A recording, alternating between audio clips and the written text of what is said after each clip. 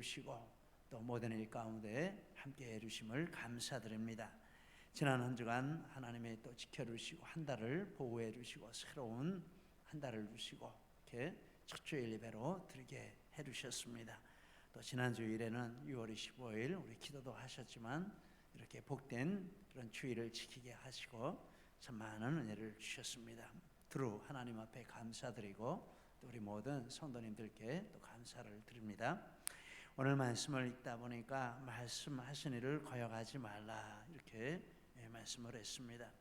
본문의 내용이 바로 하나님 앞에 말씀을 거역하지 말고 잘 섬기고 기쁘시게 섬기자 이런 뜻이 담겨 있습니다. 25절에 보면 말씀하신이라 이렇게 말했습니다. 이 말씀하신이라 하는 말씀은 24절에도 나와 있는데 말하는이라 이렇게 나와 있습니다. 이 말씀과 말하는 이것은 같은 그런 내용이 되겠습니다. 그래서 24절을 받아서 25절에서 그 말씀을 하신이라라고 했습니다. 그런데 24절에서 말하는 존재는 피라 이렇게 말씀을 했습니다. 두 피가 있습니다. 아벨의 피가 있고 뿌린 피가 있다라고 합니다. 뿌린 피가 아벨의 피보다 더 나은 것을 말한다. 24절에서는 이 피가 말을 하는데 말하는 피가 두 개가 있는데 하나는 아벨의 피가 말을 하고 하나는 뿌린 피가 말을 한다. 그런데 아벨의 피보다 뿌린 피가 더 나은 것을 말한다라고 했습니다. 이 내용은 지난 시간에 우리가 잠시 이렇게 묵상을 했습니다. 아벨의 피는 무엇을 말합니까? 창세기 4장 10절 11절에 보니까 하나님께서 가인에게 말씀하시기를 네 아우의 피소리가 땅에서부터 내게 호소한다 즉 말한다라는 거죠. 그런데 12절에 보니까 네가 저주를 받으리라 이렇게 말씀을 하신 것을 보니까 아벨의 피가 복수해 주옵소서 내 억울한 피값을 갚아 주옵소서 이렇게 지금 말을 한다라는 것입니다. 아벨의 피는 복수를 부르짖는 이런 말을 하고 있습니다.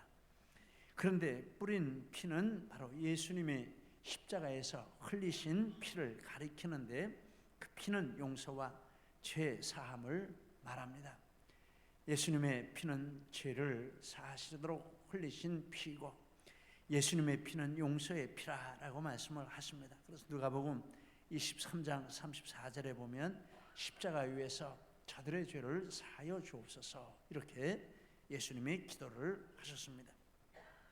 성경 전체를 보면 예수님의 이 피는 죄사함과 용서를 말씀한다라는 것을 우리가 분명하게 알 수 있습니다. 그래서 아벨의 피보다 예수님의 피가 더 나은 말을 하고 그런데 이 예수님의 피를 그냥 예수님의 피라 이렇게 말씀해도 되는데 굳이 뿌린 피라 이런 용어를 썼습니다. 이 뿌린 피라라는 것은 구약적인 배경을 가지고 있습니다. 구약에 보면 제사 때 제물을 잡습니다. 제물을 잡아서 이렇게 목을 따거나 아니면은 이렇게 동맥을 가르거나 해가지고 거기서 그릇에다가 피를 받습니다. 피를 받아다가 제단에 뿌리고 죄인에게 뿌리고 이렇게 뿌립니다. 그 피를 가리켜서 뿌린 피라 이렇게 말을 하는 것입니다. 뿌린 피.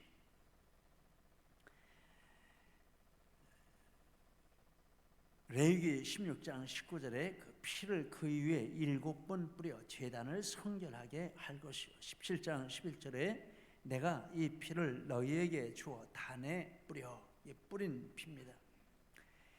그런데 이 말하는 뿌린 피 24절에 이렇게 말하는 뿌린 피가 말을 한다라는 것입니다.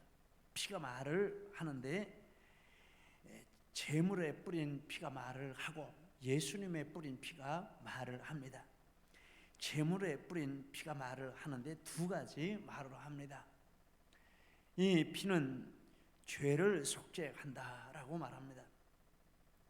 레위기 17장 11절에 보면 제물의 피를 제단에 뿌려 속죄하게 하나니라고 했습니다. 그래서 피가 말을 하는데 이 피는 죄를 속지 않은 일을 한다라고 말합니다.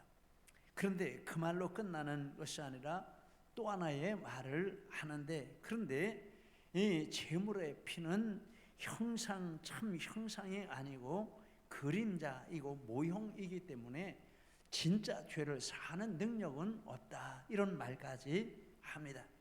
히브리서 10장 1절에 보면 율법은 장차 오는 좋은 일의 그림자이고 참 형상이 아니기 때문에 해마다 드리는 같은 제사로는 나오는 자들을 온전하게 할 수 없다. 황소와 염소의 피가 죄를 없이 하지 못한다라고 이렇게 말을 합니다.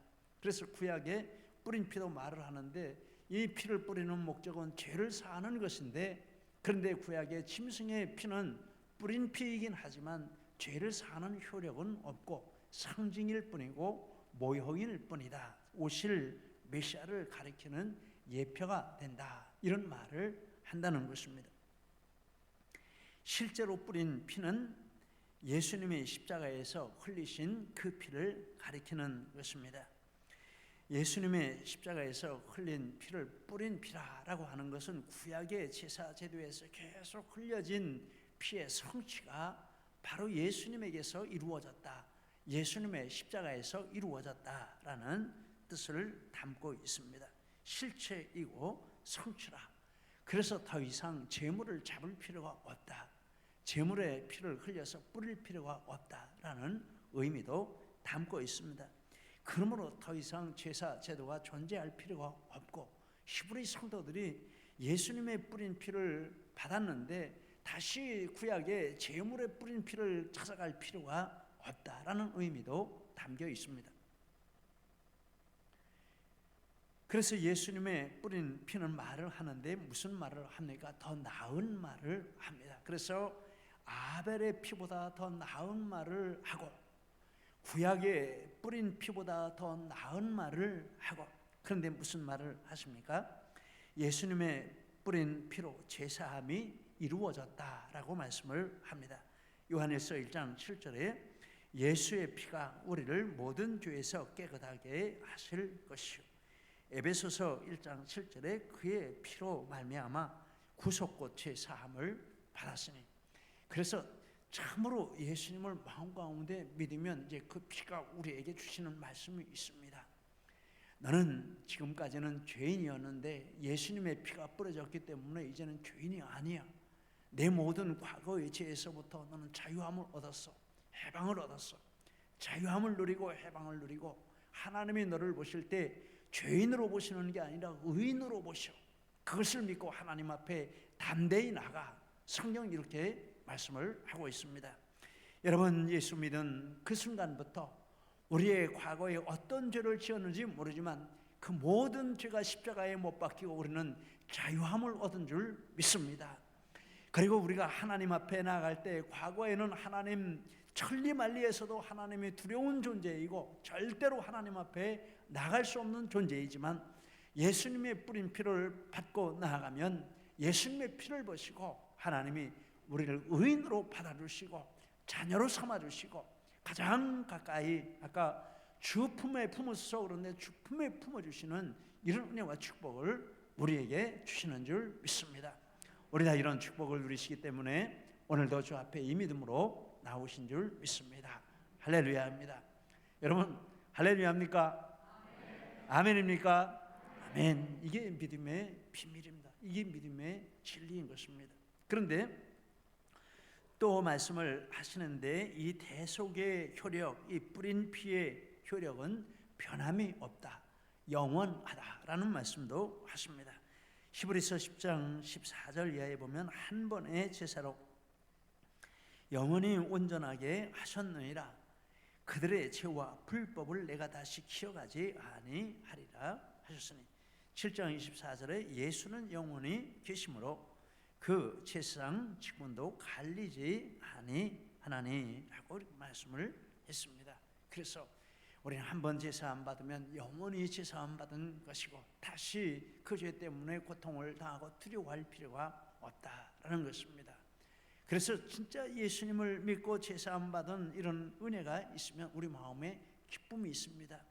예전에 제가 죄를 지은 것을 망각한 것은 아니지만 그러나 그것이 내 삶에 어떤 부정적인 영향을 끼치지 못합니다.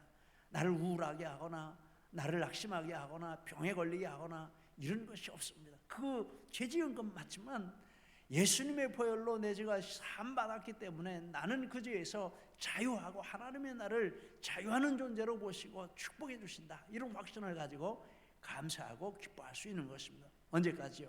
영원토록 그렇습니다. 또 그 피가 말을 하는데 성도들은 영적으로 하늘의 예루살렘에 속해 있고 천국에 간다 이렇게 말씀합니다. 지난주에 읽은 말씀 22절 23절에 보면 너희가 이런 곳은 시온산과 살아계신 하나님의 도성인 하늘의 예루살렘과 천만 천사와 하늘에 기록된 장자들의 모임과 교회와 만민의 심판자이신 하나님과 및 온전하게 된 의인의 영들과 우리가 이미 그곳에 이르렀다라고 말합니다. 너희가 이른 곳, 우리가 이미 그곳에 이르렀습니다. 우리 영적인 호적은 하늘나라에 있습니다. 이 땅에 살지만 하나님 나라의 백성으로 이 땅에 살고 있는 것입니다. 그리고 하나님 나라의 백성으로 이 땅에 살고 있다가 이 땅을 떠나게 되면 하나님 나라의 천국 백성으로 들어가는 것입니다. 거기는 실제로 천사들이 있고 실제로 먼저 의롭게 된 영들이 있고 하나님이 계시고 예수 그리스도가 계시고 그 앞에 우리가 들어가서 영생하는 축복을 누린다라고 말씀을 합니다. 무엇이 이런 말을 합니까? 뿌린 피가 그 말을 합니다. 예수님의 피가 우리 마음 가운데 우리 영혼에게 그것을 선포해주고 믿게 해주십니다. 우리는 이것을 믿습니다. 그리고 예수님이 새 언약의 중보자시라라고 말합니다. 24절 새 언약의 중보자이신 예수님의 그 뿌린 피.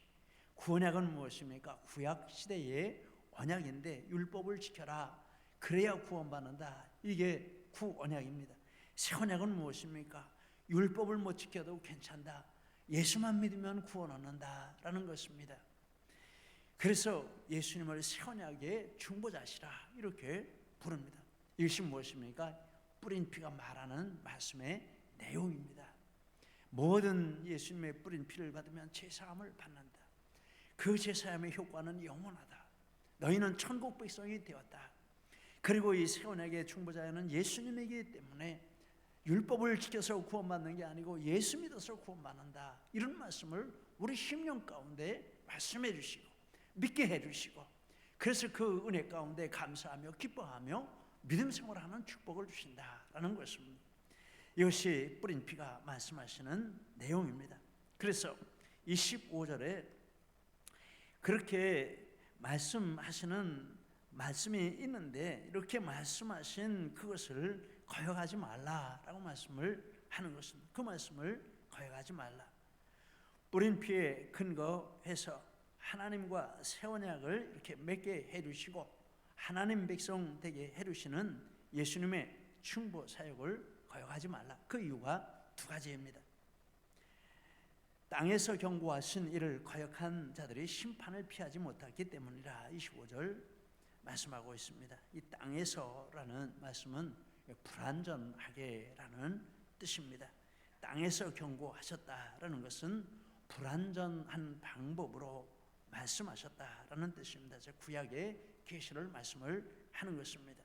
히브리서 1장 1절에 옛적의 선지자들을 통하여 여러 부분과 여러 모양으로 말씀하셨고 2장 2절에 천사들을 통해서 말씀하셨고 이렇게 땅에서 말씀하셨다라는 것을 설명을 하고 있습니다.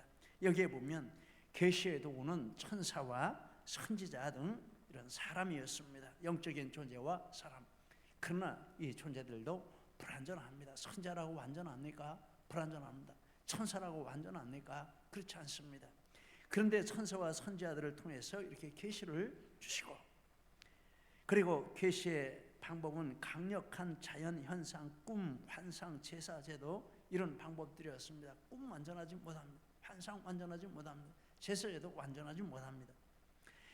계시의 내용은 사람의 능력으로 율법을 지킬 수 없고 그러므로 하나님께서 구원자를 보내실 것이다 라는 것을 어렴풋이 보여주는 그런 정도의 수준이었습니다. 계시의 내용도 완전하지 못합니다. 그래서 계시의 도구, 방법, 내용 이런 것들이 구약시대 내용들이 다 이렇게 불완전합니다. 그런데 불완전해서 어떻다는 것입니까? 불완전했음에도 불구하고 그 계시를 어긴 자들이 오만 형벌을 받았다, 이런 말씀을 하는 것입니다. 고린도전서 10장 8절 10절에 보면 이렇게 그 계시를 어긴 자들이 음행하다가 하루에 2만 3천 명이 죽고, 하나님을 시험하다가 뱀에게 멸망당하고, 원망하다가 멸망시키는 자에게 멸망당하고, 민수기 14장에 보니까 이스라엘이 광야에서 이렇게 불완전한 계시지만 그 말씀에 순종하지 않을 때 40년 동안 광야에서 평생을 헤매다가 다 멸망당했다. 얼마나 무서운 벌을 당했는지 모릅니다. 그런데 그래서 이 땅에서 경고하신 그것에 대해서 이렇게 엄한 심판이 있었다면, 하늘에서 경고하신 것을 거스른다면 얼마나 더 무서운 심판이 있겠느냐라고 말씀을 하는 것입니다. 25절에 하물며 하늘로부터 경고하신 이를 배반하는 우리일까 보냐. 하늘로부터 경고하셨다라는 것은 하나님이 직접 말씀해 주셨다라는 뜻입니다. 어떻게 직접 말씀해 주셨습니까?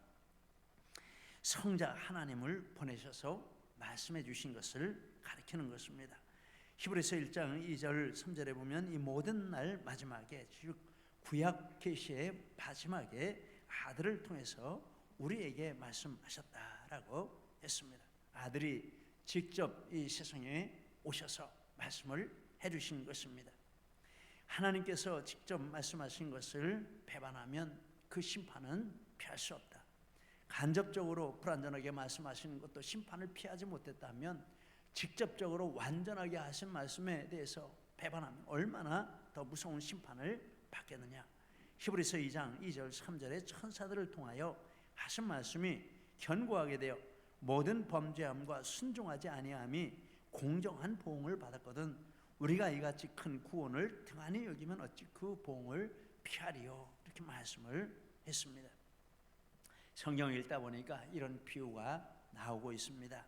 예수님이 말씀하신 비유인데, 한 포도원 주인이 포도원을 만들어서 농부들에게 세를 주고 다른 나라로 이렇게 갔습니다. 때가 되어서 이렇게 종들을 세를 받으려고 보냈습니다. 그런데 그 종을 때리고 빈손으로 돌려보냈습니다. 또 다른 종들을 보냈는데 이번에는 죽이기까지 했습니다. 어떤 자는 죽이고 어떤 자는 때려서 쫓아보내고. 그런데 그 종들은 구약시대의 선지자들입니다. 불완전한 자들을 이렇게 보내는 것이죠. 때리고 죽이고 불순종하고 거역했습니다. 그런데 그랬다면 우리가 주인이라면 어떻게 하겠습니까? 가만 안 둔다 이렇게 하겠죠. 그런데 주인이 다르게 생각했습니다. 내 마지막 외아들이 있는데 이 외아들을 보내면 이 아들에 대해서는 존중하고 존경하고 세를 바치고 순종할 것이다. 왜냐하면 아들이니까.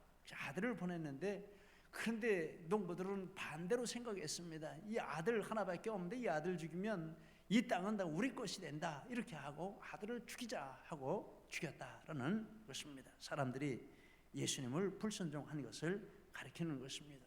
말을 안 들은.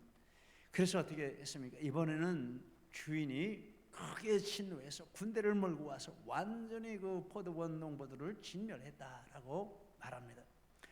그 비유의 끝에 하신 말씀이 누가복음 20장 18절인데 이렇게 말씀을 하고 있습니다. 이 돌 위에 떨어지는 자는 깨어지겠고 돌이 사람 위에 떨어지면 그를 가루로 만들어 흩으리라 하시니라. 완전하게 산산조각이 나도록 만드는 이 심판이, 이 돌은 예수 그리스도를 가리키는 것인데 이런 심판이 그에게 임한다. 그에게 와서 부딪혀도 심판을 받는 것이요, 그가 하늘에서 떨어져서 부닥치면 가루가 되는 것이요, 이렇게 결론을 맺으셨습니다. 이와 같이 심판을 하신다고 하는데 하나님은 어떻게 심판을 하십니까? 밑에 보면 이런 말씀이 있습니다. 그때에는 그 소리가 땅을 진동했다. 26절에 말씀을 했습니다. 이 말씀은 하나님께서 시내 산에 임하셔서 율법을 주실 때 땅이 진동한 것을 가리키면서, 그때 모든 백성이 율법을 받을 때 두려워하고 하나님 앞에 가까이 나가지 못하고 떨었는데, 그래서 모세조차도 두려워 떨었다라고 이렇게 말씀을 하고 있습니다. 이 말씀은 그 뒤에 일어날 불순종과 그 불순종에 대한 하나님의 심판을 두려워 떠는 이스라엘 백성의 모습을 먼저 그런 모습으로 보여주는 상징적인 사건이었습니다. 그래서 모세를 포함한 모든 이스라엘 백성이 율법을 지키지 못하고 하나님께 벌을 받으면서 두려워 떨었다라고 말씀을 하는 것입니다. 시편 90편 7절에 모세가 말하기를 우리는 주의 노예에 소멸되며 주의 분내심에 놀라나이다 라고 했습니다. 그때 그렇게 소리가 심판하시는 것이 땅에 있는 자들을 이렇게 심판을 했는데, 그런데 이제 하나님은 26절에 이제는 약속하여 이르시되 내가 또 한 번 땅만 아니라 하늘도 진동하리라 하셨나이다. 이 말씀은 이제 최후의 심판을 가리키는 말씀입니다. 최후의 심판은 인류의 마지막 날에 예수 그리스도께서 재림하셔서 모든 사람의 죄악을 심판하시는 것을 가리키는데, 이때 땅뿐만 아니라 하늘도 진동시키신다라는 말씀은 본문의 문맥에서는 이 땅만 아니라 하늘에 있는 모든 죄악들, 티끌 같은 죄악들까지라도 다 이렇게 이불을 떨듯이 다 털어가지고 다 모으신다는 것입니다. 죄악된 것들, 하나님 거스르는 죄들을 다 털어가지고 하늘과 땅을 다 털어가지고 모으셔가지고 그리고 심판하신다라는 뜻입니다. 얼마나 무섭습니까? 그래서 그때 일어나는 심판을 이와 같이 정리를 해볼 수 있습니다. 그때는 지상에 살고 있는 모든 죄인들이, 예수님 재림하실 때 지상에 살고 있는 모든 죄인들이 하나님의 심판 앞에 두려워 떱니다. 요한계시록 6장 15절 이하에 보면 땅의 임금, 왕족, 장군, 부자, 강한 자, 종, 자유인이 다 어린 양의 심판 앞에서 너무나도 두려워서 떤다, 이런 말씀이 있습니다. 그리고 그때는 아담 이후에 세상에 살았던 모든 죄인들이 하나님의 심판대 앞에 선다라고 말합니다. 요한계시록 20장 13절에 바다와 사망이 다 그 가운데에서 죽은 자들을 내어주어서 각 사람이 자기 행위대로 심판을 받는다라고 말합니다. 죽는 것으로 끝이 아니고 예수님 재림할 때 다 죽은 자들도 자기 죄를 가지고 와서 이제 그 앞에 서서 최후의 심판을 받는 일이 있게 된다라고 말씀을 합니다. 그때는 타락한 천사인 사탄과 귀신들도 심판을 받습니다. 요한계시록 20장 10절에 보면 마귀와 그 짐승과 거짓 선지자가 다 불과 유황 못에 던져서 세세토록 괴로움을 받는다라고 말씀을 했습니다. 완전히 털어가지고 죄라는 흔적도 없이 완전하게 심판하시는 그 자리가 예수님의 심판의 자리인데, 이 하늘과 땅을 진동한다라는 말씀에 담겨있는 뜻입니다. 얼마나 무섭겠습니까? 그런데 하나님은 이렇게 심판하실 것을 이미 구약 성경에서부터 말씀을 하셨습니다.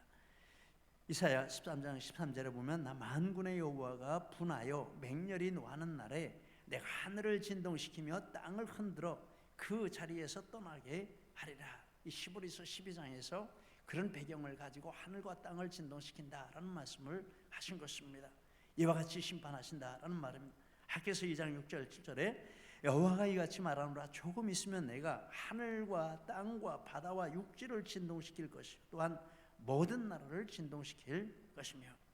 저도 이번에 이런 말씀을 보면 이런 배경에서 이렇게 히브리서 말씀을 하셨구나 하고 하면서 마음에 참 이렇게 두려운 마음이 있었습니다. 자, 이런 진리들을 놓치고 있었구나. 그냥 상징적인 말씀으로 지나가는 것으로 이렇게 읽었지 큰 관심을 갖지 않고 읽었구나, 이런 생각을 했습니다. 우리가 이런 진리들을 놓치지 않으면 정말 모든 말씀을 꼭꼭 씹어서 먹어야 되겠구나, 이런 생각을 합니다.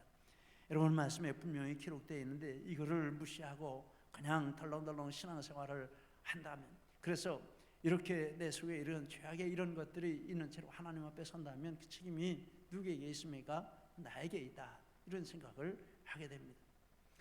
그런데 또 말씀하시기를 이렇게 하늘과 땅을 진동하시는데 27절에 보니까 이 또 한 번이라 하시면 진동하지 아니하는 것을 영존하게 하기 위하여 진동할 것들, 곧 만드신 것들이 변동될 것을 나타내심이라.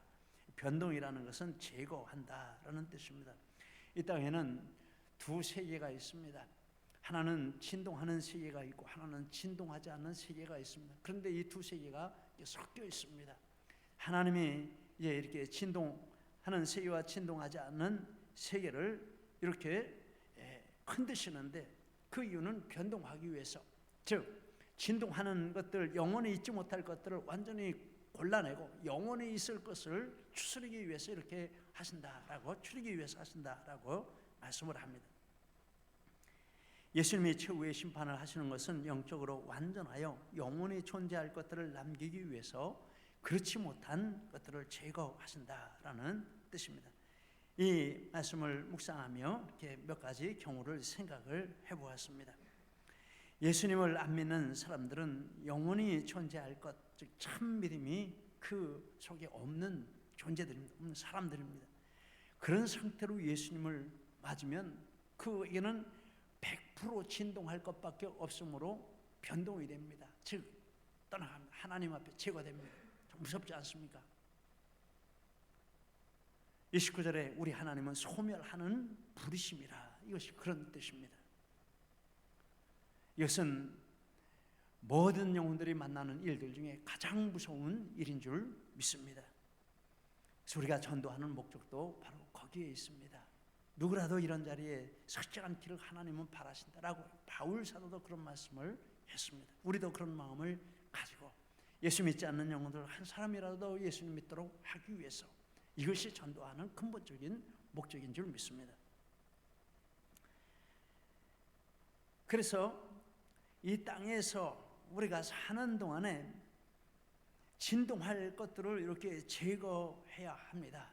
그런데 그 방법이 둘이라 하겠습니다. 하나의 방법은 연단 단련이라 라고 성경에서 말씀하고 있습니다. 연단한다, 단련한다라는 것은 이 광석을 용광로에 넣어가지고 불로 이렇게 녹여가지고 불순물을 빼는 것을 가리키는 용어입니다. 그런데 성경에 보면 하나님이 성도들을 연단한다 이렇게 말해요. 하나님이 성도들을 연단하시는데 쓰시는 그 용광로가 있는데 그것은 고난의 용광로라 이렇게 말할 수 있습니다. 우리 하나님은 소멸하는 불이심이라. 고난을 통해서 우리 속에 있는 이런 진동할 것들을 제거하시는 이런 일을 우리가 이 땅에 사는 동안에 하신다라는 말씀입니다. 그래서 우리 안에 이런 연단을 통해서 진동하는 것들을 다 하나하나 이렇게 제거해 가시면서 진동하지 않을 것들을 채워주시고 새 마음, 새 믿음, 새 영혼, 새 소망 이런 것들을 채워주시는 이런 축복이 있게 되는 것입니다. 그런데 이 하나님이 이렇게 연단의 방법을 쓰시는 것은 내가 버리려고 하지 않기 때문에 하나님이 강제로 떼어내시는 것인데 이 연단은 무섭습니다. 성경에 보면 하나님이 연단하시는 과정 중에 육신의 생명은 취하고 버리고 영혼을 거두려고 하신다 이런 말씀이 있습니다. 그런 정도로 무섭습니다. 저도 주변에 이렇게 연단 맞는 이런 분들을 이렇게 가끔 보게 되는데 정말 제 소름이 끼칠 정도로 무섭습니다. 뭐 1시간 연단 맞는 게 아닌데 평생을 갈 수도 있습니다. 모든 것이 풍비박산하고 완전히 소망이 끊어지고 정말 무섭다 이런 생각합니다. 여러분 연단 받아서 진동할 것들이 빠져나가는 이런 자리에 우리가 안 서는 것이 축복인 줄 믿습니다. 또 하나의 방법은 바르고 부지런한 믿음 생활을 통해서 믿음이 자라면서 내 속에 있는 진동할 것들을 점점 능동적으로 제거해 버리고 진동하지 않을 영원한 것들이 내 마음과 생각과 삶에 채워지는 이런 복된 방법이 있습니다. 이 방법이 바로 28절의 말씀입니다. 우리 28절은 같이 한번 읽겠습니다. 그러므로 우리가 흔들리지 않는 나라를 받았은즉 은혜를 받자. 이로 말미암아 경건함과 두려움으로 하나님을 기쁘시게 섬길지니. 우리는 이렇게 하나님을 기쁘시게 경건함과 두려움으로 우리에게 있는 진동하지 않는 것이 진동할 것이 무엇인지를 스스로 살펴보면서 하나님 기뻐하지 않는데 이거 버려야지 이렇게 하면서 날마다 말씀을 보면서 그걸 착선해서 버리고, 기도하면서 그것을 착선해서 버리고, 또 묵상하면서 그것을 착선해서 버리고, 이게 바른 능동적인 신앙생활이요, 건강한 신앙생활인 줄 믿습니다. 여러분, 하나님을 기쁘시게 하지 못하는 것, 우리가 몰라서 못 버리는 것이 아닙니다. 모르는 것은 버릴 수가 없죠. 아는 것이 있습니다. 내 마음 가운데 짚히는 것이 있습니다. 이 시간에 이 말씀을 들으면서 마음에 하나님이 진동할 것인데 이것을 내가 붙들고 있구나, 이런 것들이 있는 것을 안다면 그걸 버리는 것부터 진동할 것들을 몰아내는 것이 시작이 되는 줄 믿습니다. 진지한 마음으로 참되게 하나님 앞에 하나의 진동할 것들을 죄낸다면 그 다음에는 하나님이 또 알려주시고 또 알려주시고, 한 번 하면 두 번, 세 번째는 쉬운 줄 믿습니다. 그래서 여러분, 하나님을 기왕에 믿는데 하나님 앞에 이렇게 연단받으면서 강제로 하나님의 영광 내놓아가지고 이렇게 하시는 이런 신앙생활을 하면 얼마나 두렵습니까? 그렇게 하지 마시고 오늘 내게 주신 말씀 중에 내게 주신 이런 깨닫게 하고 짚히는 것이 있으면 그거 붙들고 씨름하십시오. 그래서 그걸 내어버리십시오. 그러면 내 믿음이 자랍니다. 그러면 하나님이 기뻐하십니다. 100% 완전해서 기뻐하시는 것이 아니라 하나하나 내버릴 때 그것을 하나님이 참으로 기뻐하시는 줄 믿습니다. 우리 이런 믿음 생활을 하시기를 바랍니다. 그래서 하나님 앞에 말씀하신 일을 거역하지 말고 하나하나 순종해 가면서 순종의 기쁨이 우리 삶 가운데 충만하게 되고 우리 영혼 가운데 충만하게 되는 이런 축복의 주인공들이 다 되시기를 예수님 이름으로 축복합니다. 기도하시겠습니다. 우리의 말씀 붙들고 기도하시겠습니다. 특별히 내게 주신 말씀이 있으십니까? 그 말씀 붙들고 우리 하나님 앞에 진지하게 나가서 하나님의 은혜 받아 그 모든 말씀에 순종하는 자리로 나가는 우리 모두가 될 수 있기를 바랍니다. 할렐루야. 하나님 아버지, 오늘 우리에게 이와 같이 말씀해 주시니 감사합니다. 진동치 못할 나라를 받았으므로 하나님 진동하는 것들은 저희들이 버려야 하겠습니다. 이와 같이 경건과 두려움으로 하나님을 기쁘시게 하는 방법으로 이와 같이 진동치 못할 것을 버리라 라고 말씀해 주셨사오니 참으로 감사합니다. 하나님, 저희들로 오늘까지 이와 같이 은혜 주시고 앞으로도 이와 같은 은혜로 더욱더 충만하게 하실 줄 믿습니다. 하나님 영광 받아 주옵소서. 우리 모두 하나님을 기쁘시게 하며 함께 손잡고 이 땅에서 하나님의 임재하심과 하나님 예수 그리스도 앞에 기쁘게 설 것을 준비하며 나가는 우리 모두 되게 하여 주옵소서. 주여 믿습니다. 감사드리며 예수님 이름으로 기도드립니다.